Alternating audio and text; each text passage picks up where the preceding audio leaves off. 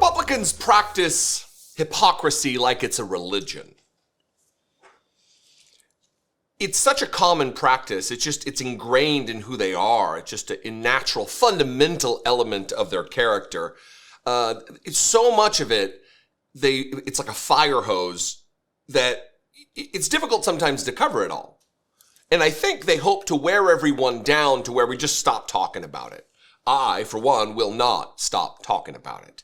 Remember a few years ago when the claim was made that questions were given to Hillary Clinton before a debate. And this was put out there. Donald Trump has whined and complained about this thing for years and years and years because it's wrong. It would have been wrong. It's a bad thing. It's unethical. It's inappropriate. It's putting your thumb on the scale if you're a journalist or you're a journalistic outlet and you are doing so, or you claim to be a journalistic outlet. It's bad. So when we find out that the reports are now that Donald Trump was given the questions before a pivotal, as the title of this article from the New Republic frames it, a pivotal town hall, it tells you Donald Trump knows that receiving the questions in advance was wrong. Otherwise, why would he bitched about it incessantly for years related to the Donna Brazile, Hillary Clinton story? He knows it's wrong. And yet, it doesn't matter because he has no principles. It's not, him bitching is just she got an advantage, he didn't. It's not that he's actually concerned about the ethics or the moral issues surrounding it. Here's the headline from the New Republic. Report, Fox News helped Trump cheat before a pivotal town hall, according to an upcoming book. Trump was given access to questions before a Fox News town hall in March. There are multiple reasons that this would be done. It's because Donald Trump is a feckless know-nothing, an absolute dullard, and he needs the helping hand. He needs the assist. This is one of the reasons why Donald Trump very rarely does interviews on non-friendly media outlets. He likes to say in his little safe space, his bubble of security of Fox News and Newsmax and OAN and sitting down for interviews with idiot podcasters who are in the manosphere. Because it's easy.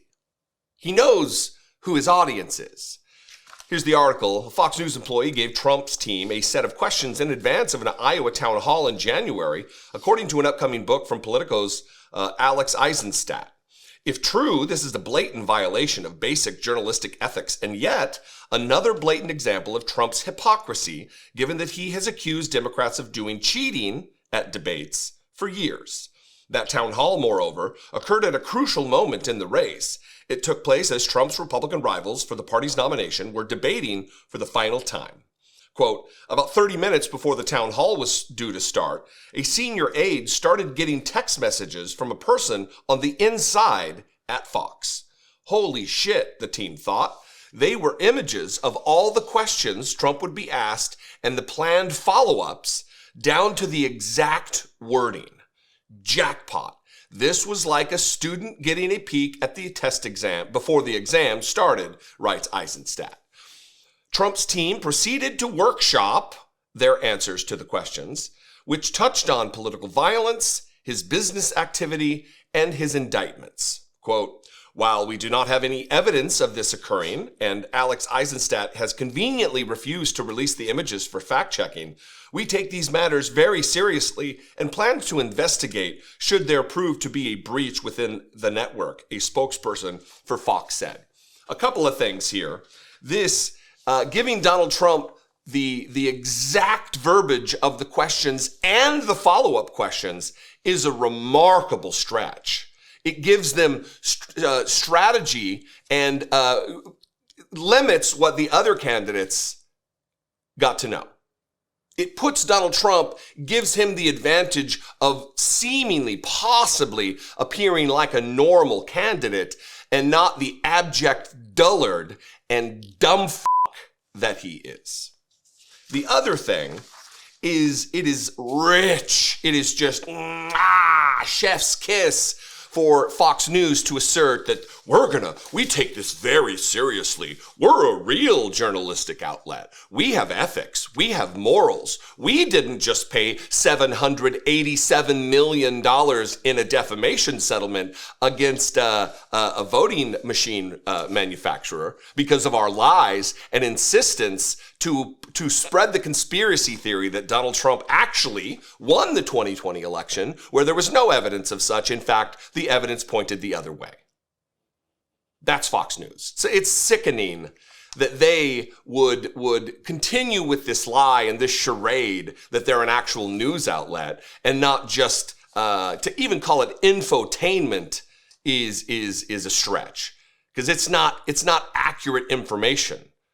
They are state-run media without being sponsored by the state. They are a Republican propaganda outlet. They forward white supremacy on an hourly basis on their network. Even their hard news, their straight news side, is just replete with sycophants and bootlickers like Brett Baer, who spends holidays golfing at Mar-a-Lago with Donald Trump. They're not journalists. And now we have more evidence of it. This book comes out in March, and we will get to see the rest of it. Anyway, what do you think? I would love to know. I know most of you they share the same opinion about Fox News, but there are elements of this story that we can talk about in the comments. You can also leave me a voicemail, 714-576-4054. And of course, as always, you can email me, daily@dollemore.com. If you wanna join the team, help produce this work, click the join button below, become a channel member. $2 a month is all it takes. You can also go to patreon.com/IDoubtItPodcast. That's another way.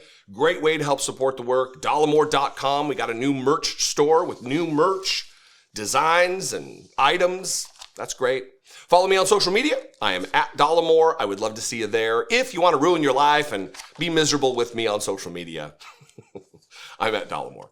I love and appreciate you. Thanks for your engagement. I'll see you next time. Be genuine. Take care of one another.